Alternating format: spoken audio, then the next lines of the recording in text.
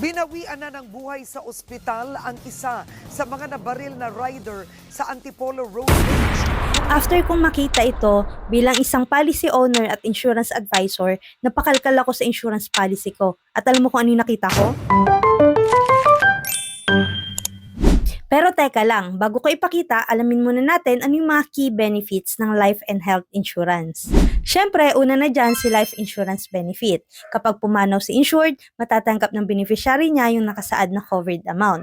Usually, ito ay lump sum maliban na lang kung may ibang payment arrangement na dineclare si insured. Next, kapag hindi na makapagtrabaho ang insured dahil sa matinding disability, covered yan ni total and permanent disability benefits. So, ibig sabihin, hindi na kailangan bayaran ng insured yung mga future premiums niya dahil sa insurance company na yung sasalo nito. Dito naman sa benefits na ito, kapag na-diagnose ang insured ng cancer, heart attack, stroke, kidney failure, at iba pang covered critical illnesses, makakatanggap siya ng lump sum amount para sa medical expenses.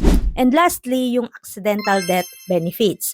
Kapag namatay ang insured sa isang aksidente, may extra na matatanggap ang beneficiary bukod sa regular life insurance niya.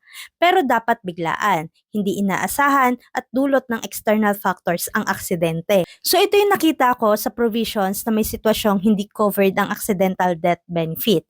Tulad ng suicide, homicide kung ikaw yung dahilan ng away, crimes o illegal activities, at marami pang iba.